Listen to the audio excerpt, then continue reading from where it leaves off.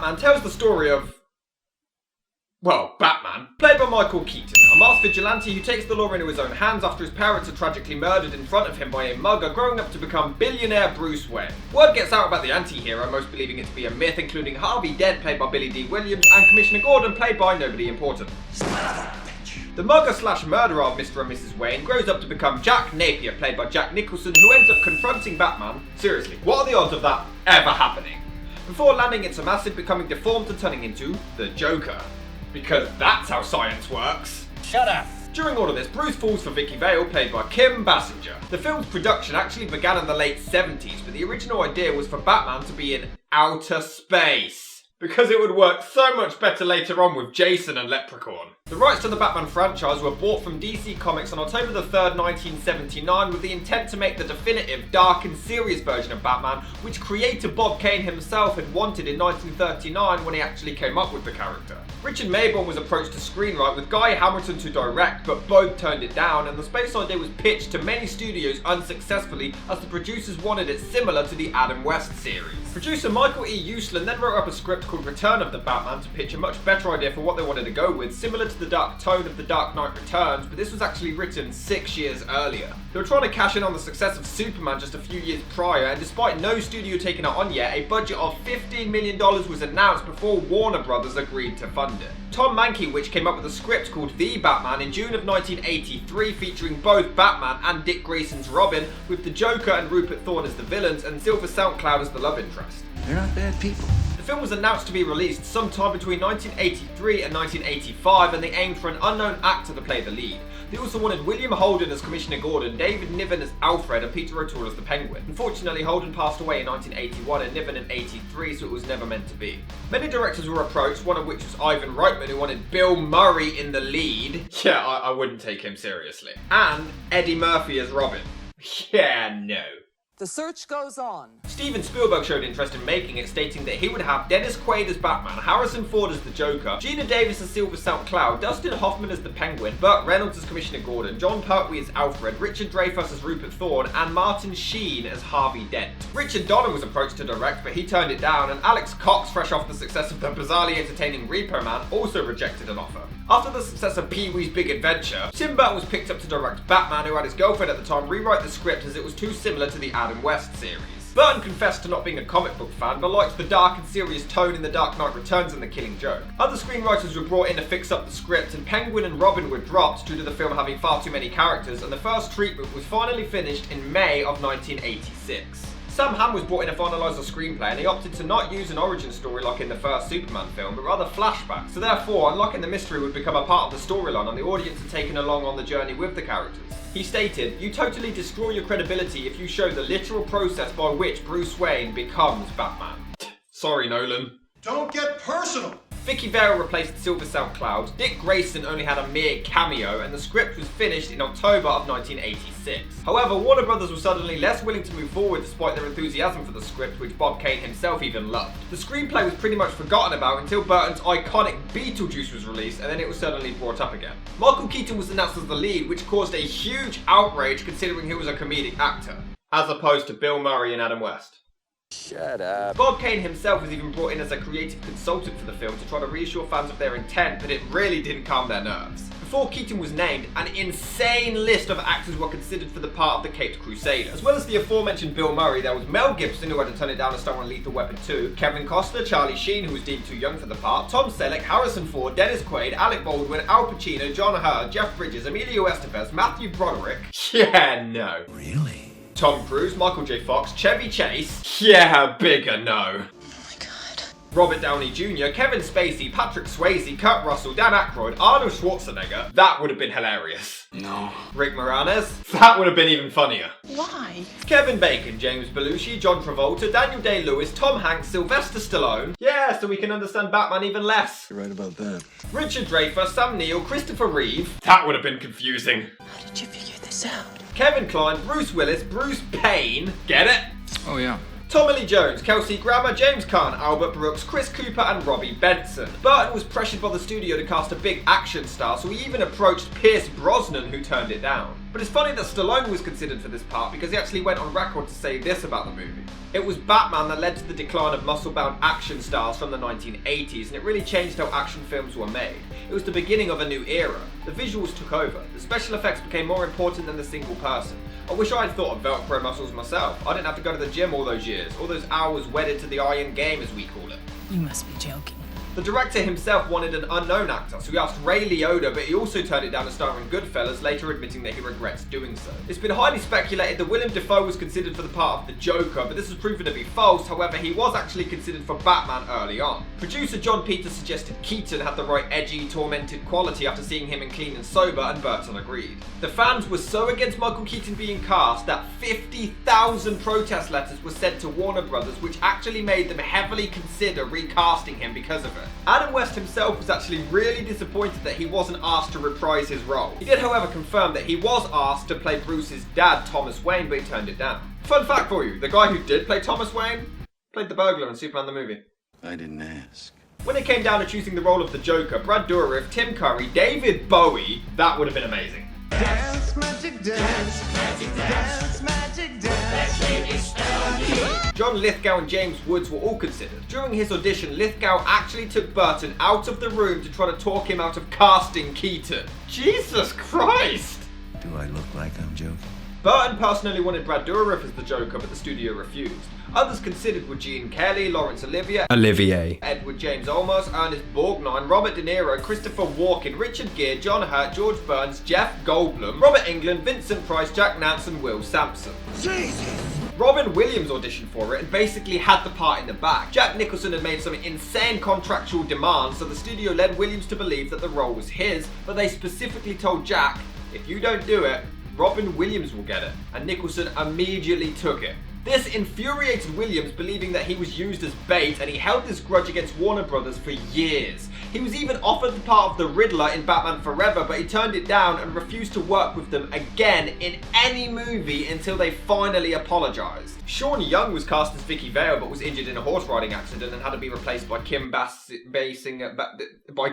Robert Wall was cast as Vicky's colleague Alexander Knox, who gets friend-zoned throughout the film. Though Steve Martin, Gene Wilder, every member of Monty Python, Rowan Atkinson, John Neville, Simon Cowell, Patrick Stewart, Ian McKellen, Dudley Moore, Phil Collins, Nathan Lane, Martin Scorsese, Jeffrey Blake, Woody Allen, Mickey Rooney, Brian Doyle Murray, Charles Nelson Riley, Sterling Holloway, Whit Bizzle, Paul Stewart, Keenan Wynn, Russell Means, Gert Frobe, and Daniel Stern were also considered for the part. He was actually supposed to die at the hands of the Joker, but they liked his character so much they spared him. Billy D. Williams was picked as Harvey Dent because Burton wanted an African-American Two-Face in a later film. Yeah, good call on that one. Shut up. Kiefer Sutherland was approached to play Robin, but he turned it down, assuming that it was going to be just as campy as the Adam West series. And the aforementioned Michael J. Fox, who would have been perfect by the way, was also considered, but the character was completely cut out when finalising the script. There's a scene where the Joker holds a parade and starts killing people. In the original script, he was going to shoot a float holding the flying Graysons, murdering his family. Robin would then don his costume at the end of the film to lead into the sequel. What if we say no?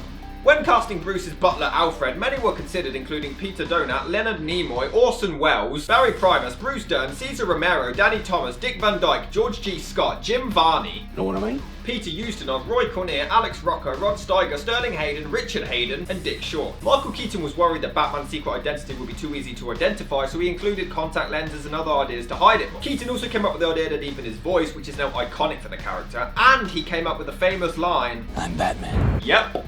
The original line was, I am the knight.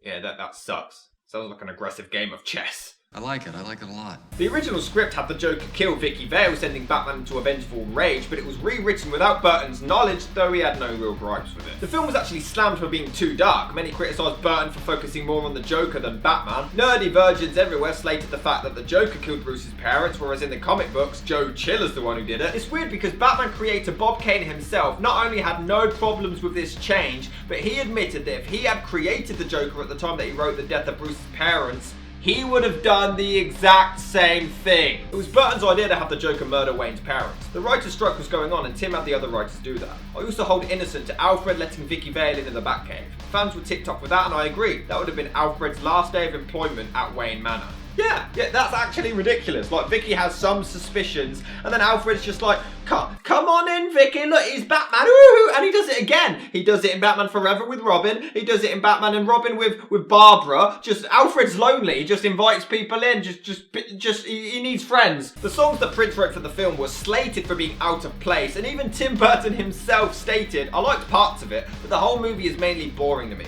It's okay, but it was more of a cultural phenomenon than a great movie. The reason I think Batman is better than The Dark Knight is simply because it feels more like a Batman movie. The set designs are gorgeous, the musical score by Danny Elfman captures the feeling of the comic perfectly, but furthermore, Batman actually comes across as this scary as shit anti-hero vigilante. Christian Bale just came across as a dude in a costume, and the film just felt like a generic action movie. Here, he looks like he could actually be supernatural. He's scary as shit. Also, props to Michael Keaton for acting in that costume. Not only could he barely move in the outfit, but he also couldn't hear. He was having to act without hearing. What? The fact that Burton wasn't a fan of the comics really does show because he takes everything literally. Oh, he's the Penguin? Give him some penguins. Oh, Catwoman? Here, she's got some cats. Oh, he's Batman? Not only does he have bats, but he hangs upside down as Bruce Wayne with Vicky Vale in the same room. Oh, he's a great job at keeping your secret identity, mate. All acting performances are great. The fact that Keaton didn't look the part only made him more perfect. You wouldn't suspect he's a superhero. That's the whole point. Now, Jack Nicholson, I actually think was a better Joker than Heath Ledger. Just hear me out. Just hear me out. Wait till they get a load of me.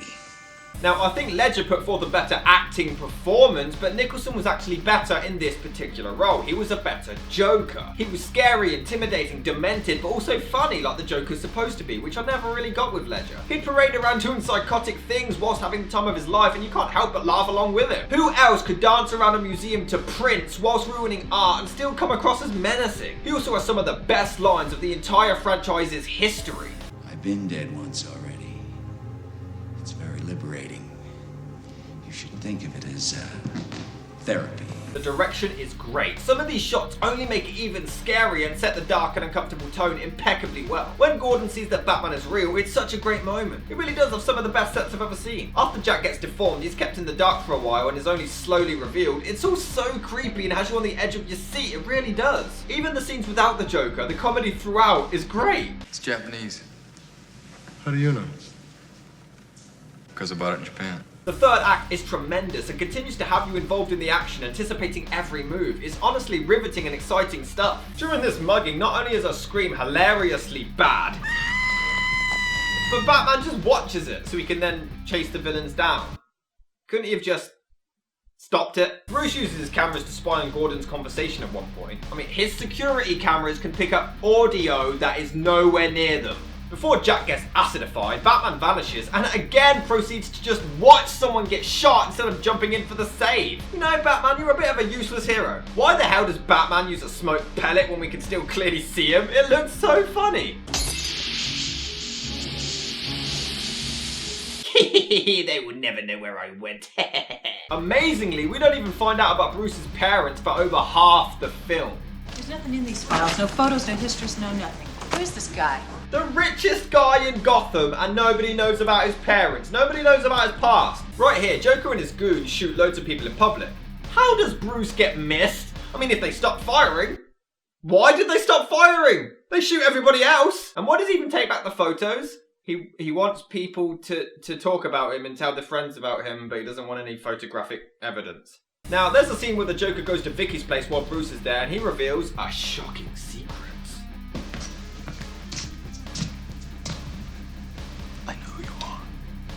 How does nobody know who he is? He looks exactly the same.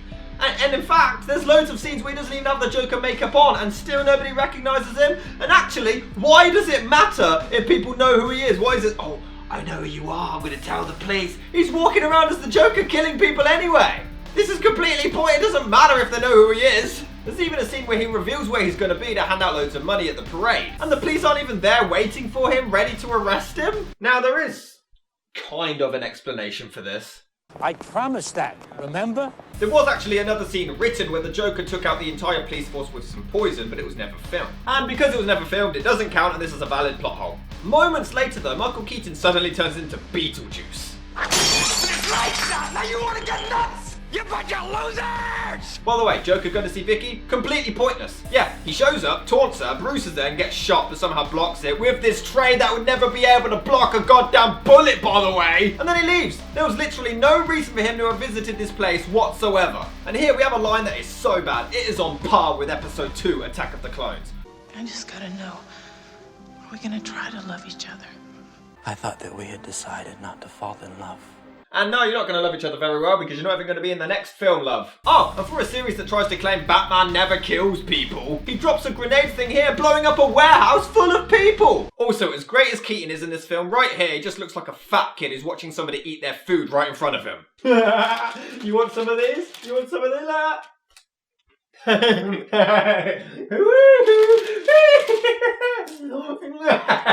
Can't have them. They're mine.